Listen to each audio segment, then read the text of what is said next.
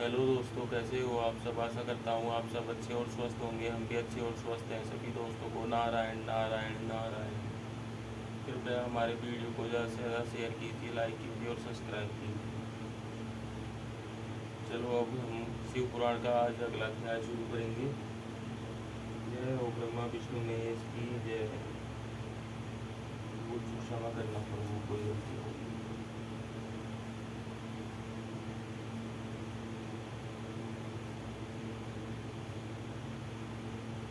ओम नमः शिवाय, ओम नमः शिवाय, ओम नमः शिवाय।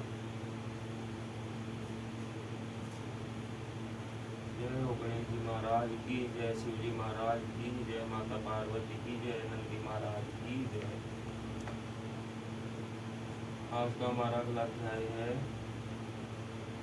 दक्ष की तपस्या और देवी शिवा का उन्हें वरदान देना।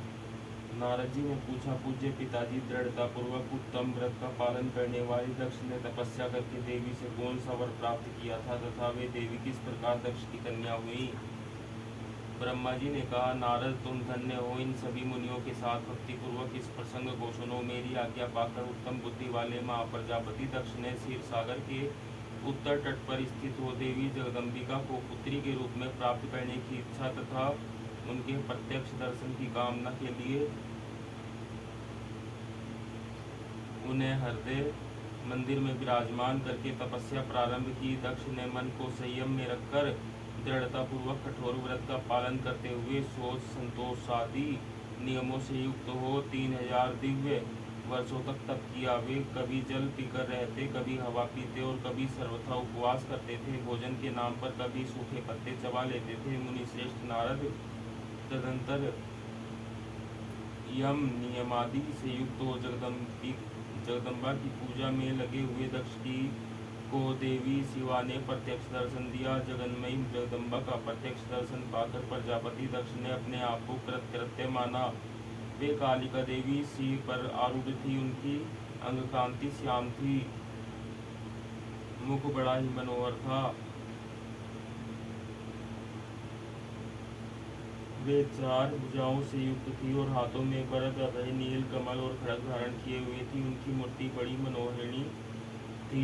नेत्र कुछ कुछ लाल थे। खुले हुए केस बड़े सुंदर दिखाई देते थे। उत्तम प्रभा से प्रकाशित होने वाली उन जगदम्बा को भलीभांति प्रणाम करके दक्ष विचित्र वचनावलियों द्वारा उनकी स्तुति करने लगे।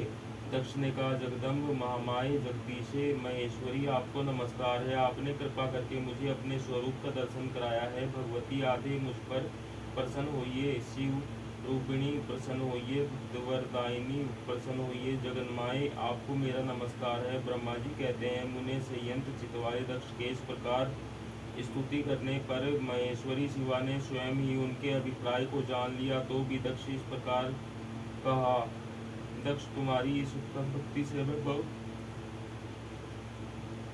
संतुष्ट हूँ। तुम अपना मनोवांछित वर मांगो, तुम्हारे लिए मुझे कुछ भी अदेय नहीं है। जगदम्बा की यह बात सुनकर प्रजापति दक्ष बहुत प्रसन्न हुए और उन शिवा को बारंबार प्रणाम करते हुए बोले। दक्ष ने कहा, जगदम्ब महामाई, यदि आप मुझे वर देने के लिए उद्यत हैं तो मेरी बात सुनिए और प्रसन्नतापूर्वक मेरी इच्छा पूर्ण कीजिए। मेरे स्वामी जो भगवान शिव हैं, वे रुद्र नाम धारण करके ब्रह्मा जी के पुत्र रूप से अवतीर्ण हुए हैं। वे परमात्मा शिव के एक पूर्ण अवतार है, परंतु आपका कोई अवतार नहीं हुआ, फिर उनकी पत्नी कौन होगी। अतः शिवे आप भूतल पर अवतीर्ण होकर उन महेश्वर को अपने रूप लावण्य से मोहित कीजिए। देवी आपके सिवा दूसरा कोई स्त्री रुद्रदेव को कभी मोहित नहीं कर सकती, इसलिए आप मेरी पुत्री होकर इस समय महादेव जी की पत्नी होइए। इस प्रकार सुंदर लीला करके आप हर मोहिनी बनिए। देवी, यही मेरे लिए वर है। यह केवल मेरे ही स्वार्थ की बात हो ऐसा नहीं सोचना चाहिए। इसमें मेरे ही साथ संपूर्ण जगत का भी हित है। ब्रह्मा विष्णु और शिव से ब्रह्मा जी की प्रेरणा से मैं यहाँ आया हूँ। प्रजापति दक्ष का यह वचन सुनकर जगदम्बिका शिवा हंस पड़ी और मन ही मन भगवान शिव का स्मरण करके यूँ बोली। देवी ने कहा, तात प्रजापति दक्ष, मेरी उत्तम बात सुनो। मैं सत्य कहती हूँ, तुम्हारी भक्ति से अत्यंत प्रसन्न हो तुम्हें संपूर्ण मनोवांछित वस्तु देने के लिए उद्यत हूँ। दक्ष, यद्यपि मैं महेश्वरी हूँ, तथापि तुम्हारी भक्ति के अधीन हो। तुम्हारी पत्नी के गर्भ से तुम्हारी पुत्री के रूप में अवतीर्ण होंगी, इसमें संशय नहीं है। अनग मैं अत्यंत दुस्सह तपस्या करके ऐसा प्रयत्न करूंगी जिससे महादेव जी का वर पाकर उनकी पत्नी हो जाऊं। इसके सिवा और किसी उपाय कार्य सिद्ध नहीं हो सकता, क्योंकि वे भगवान सदाशिव सर्वथा निर्विकार हैं, ब्रह्मा और विष्णु के भी सेव्य हैं तथा नित्य परिपूर्ण रूप ही हैं। मैं सदा उनकी दासी और प्रिया हूँ। प्रत्येक जन्म में वे नाना रूपधारी शंभु ही मेरे स्वामी होते हैं। भगवान सदाशिव अपने दिए हुए वर के प्रभाव से ब्रह्मा जी की भ्रुकुटी के रूप में अवतीर्ण हुए हैं। मैं भी उनके वर से उनकी आज्ञा के अनुसार यहाँ उतार लूंगी।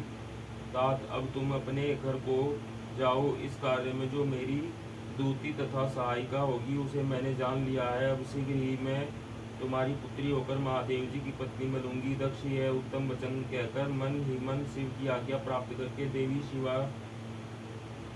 ने शिव के चरणारविंदों का चिंतन करते हुए फिर कहा, प्रजापति परंतु मेरा एक प्रण है, उसे तुम्हें सदा मन में रखना चाहिए। मैं उस प्रण को सुना देती हूँ, तुम उसे सत्य समझो, मिथ्या न मानो। यदि कभी मेरे प्रति तुम्हारा आदर घट जाएगा तब उसी समय मैं अपने शरीर को त्याग दूंगी, अपने स्वरूप में लीन हो जाऊंगी अथवा दूसरा शरीर धारण कर लूंगी। मेरा यह कथन सत्य है।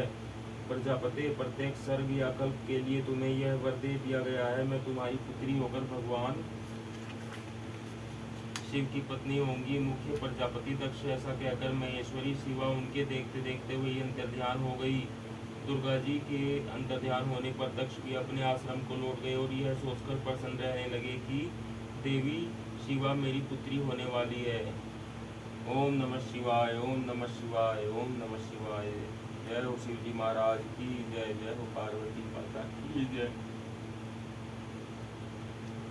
दोस्तों आज के लिए इतना ही। आज हमने आपको 11वां और 12वां अध्याय सुना दिया है। आज के लिए इतना ही। सबको नारायण नारायण नारायण।